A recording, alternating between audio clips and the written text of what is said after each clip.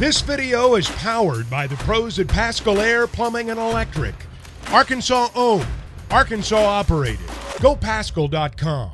We got some more basketball and golf to talk about, but let's talk some college football now as we welcome in JD Pickell, On3's Sports College Football. JD, I know that football is going to be on the minds of this conversation, but are you a Masters guy? You watching golf this weekend?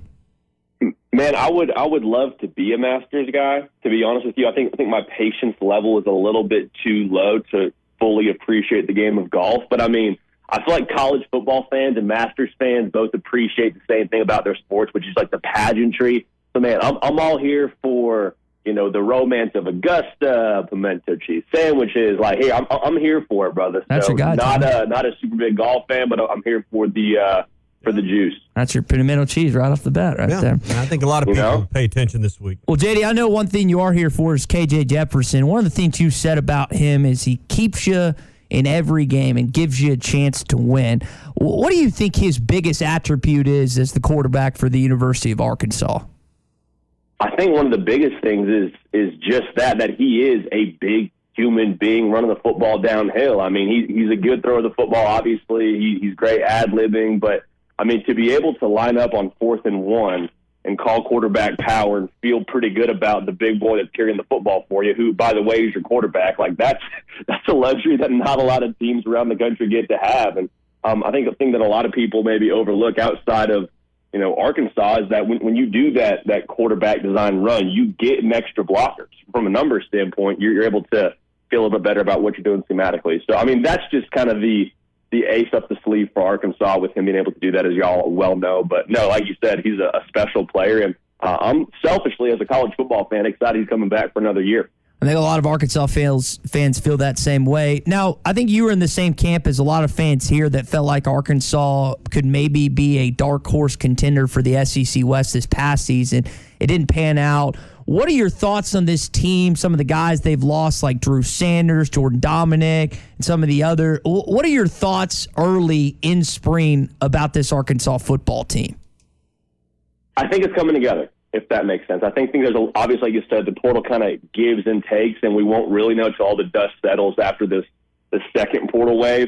I think it goes without saying, like the primary area of concern for Arkansas in terms of where they just have to get better personnel-wise is on the back end, right, in that secondary. So if they can just make some incremental tweaks there, I don't know they have to totally overhaul the entire secondary, but you obviously have to get better in that area, because that was just sort of the Achilles heel where, you know, you have a great quarterback like KJ Jefferson when he's able to stay healthy, and you have an offense that can be potent, but you know, the secondary was kind of that squeaky wheel that just kind of kept tripping Arkansas up at times, and then having to replace some pass catchers too. I mean, a lot of guys that have gone either to the NFL or transferred out, and so being able to get some other guys that can be productive for you to offset that rushing attack is going to be a really, really important thing for them come 2023.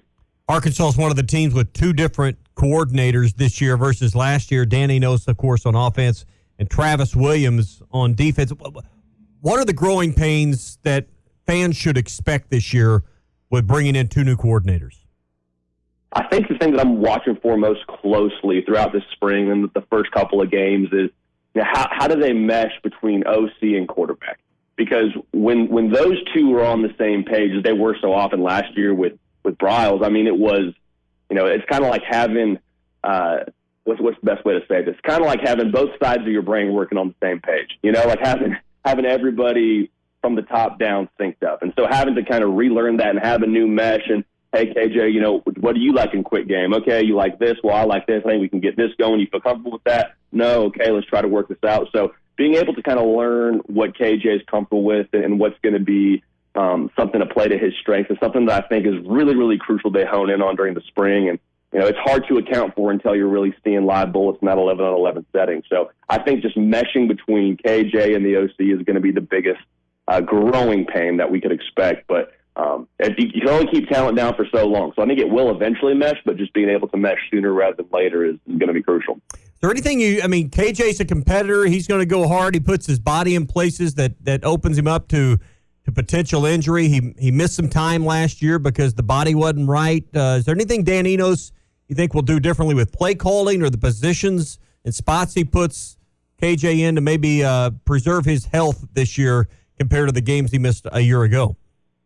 It's tough because it's kind of that fine line of, hey, we're a better team with you on the field. We need you on the field, but also, we don't want you to be anybody different than KJ Jefferson. Like, KJ Jefferson is the guy that, we're probably our best football team with when you're playing how you play. And I think we saw that. A good example, I think, is Florida last year a lot with Anthony Richardson. Like, there were times where whether he was dinged up and choosing to stay in the pocket or whether he was trying to prove a point by staying in the pocket. Like, Florida was a noticeably worse team when AR wasn't quick to run the football. And so the same thing with Arkansas. Obviously, you got to find a way to keep him healthy. And so you probably get in his ear a little bit more and say, hey, man, I know you're a big boy, but when you get out and about, it's not a designed quarterback run, and you can afford to slide. Like, take care of yourself, okay? We appreciate the extra 3 yards, but we appreciate you being on the field for the next down even more. So kind of that mix and match of you don't saddle a wild horse, but at the same time, you're better with KJ Jefferson on the field. JD Pickell on 3 Sports College Football with us this morning. JD, bring up Anthony Richardson, him and Will Levis, some guys that I'm not sold on as we get closer to this NFL draft. Where do you stand on them, and then also Stroud and Bryce Young?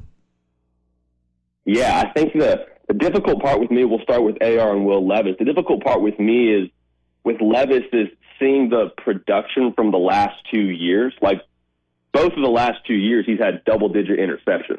And I understand that Kentucky isn't necessarily Ohio State's offense or Tennessee's offense, but I'm looking at this and I'm saying, so you threw, double-digit picks the last 2 years, and I'm supposed to believe that those inaccuracies, those issues are going to go away with faster defensive backs and quicker closing windows. Like, I just have a really hard time getting on board with that. And then obviously the storyline everyone's throwing out there is, Sean Clifford is the guy who he wasn't able to beat out at Penn State. And so that's kind of a concern for me. So I have my own reservations about Will Levis. I would definitely agree with you there.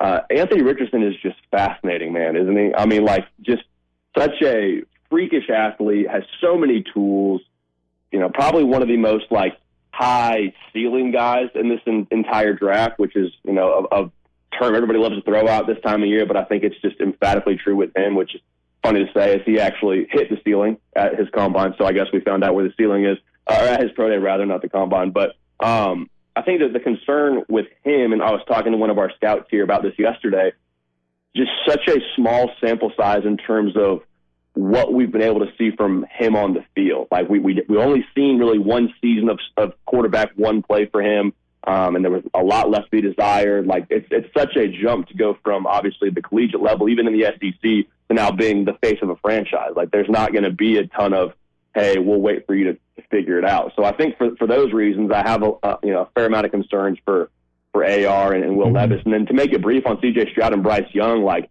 I think it's those two guys and then everybody else. And I think everybody's probably on that same page, but I don't think it's particularly close between, do we take AR or Bryce Young or CJ Stroud? Like, I think you got those two guys, and then you have Will Levis and AR, who are projects, but probably a higher margin of missing than it would be on hitting on those guys. So those are a lot of SEC storylines because they're players tied to certain schools moving on to the NFL. Current SEC storylines, I think one of the biggest outside of Fayetteville is the dynamic between Petrino and Fisher in College Station, Texas. Now, I know you probably saw the body language like I did when Jimbo was asked about who's running the offense. He responded, didn't look like he was having a good time responding to that. You think that hire was forced on him? Originally I would have said no. After seeing that press conference, I'm like, I don't know how you say it wasn't forced on him. The funniest part was we had a lot of the good people in College Station, Texas, which is a place that I love, responding to our thoughts on that and saying, you're reaching here. This isn't really a story. You're just trying to, slow news day. You're trying to make the story here. We're like, guys, everybody that has an outlet is making this a story. So if we're all reaching together, what does that mean here? But yeah, I mean, something had to change based on how well they've recruited over the last couple of years and how poor the results had been on the field. And so, you're not going to fire the guy based on, the buyout that's in place. But yeah, if that's what's going on in the public, where you would rather there be a positive perception and you're trying to make a good impression, I'm curious to hear what those conversations are like behind closed doors between Jimbo Fisher, Bobby Petrino, and the powers that be. So not off to a hot start, but could make for a tremendous Netflix series if Netflix can get some all access for us. Last thing, JD, for me, and then we'll let you get out of here with this. You had a conversation with Brent Venables recently, and I think a lot of Arkansas fans have questions about Texas and Oklahoma entering the league, as many other SEC fans do. Who adapts quicker, the team in Norman or the team in Austin?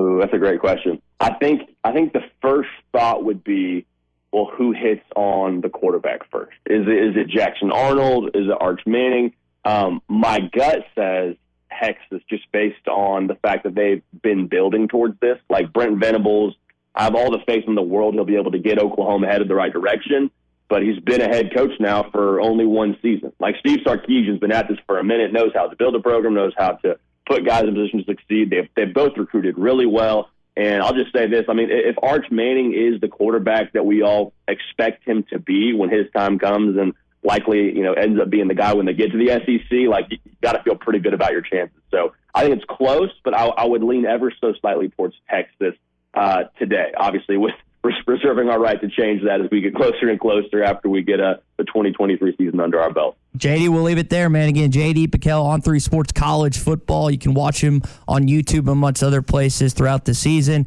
JD. BetOnline remains your number one source for all your college basketball betting this season. Get analysis of every play, prop, and point at BetOnline. You'll find the latest odds, bracket contests, team matchups, and game trends at BetOnline. Updated odds for everything from live games right through the Final Four and the championship game. BetOnline is where your college basketball headquarters are this season. Head to the website today or use your mobile device to sign up and receive your 50% welcome bonus on your first deposit.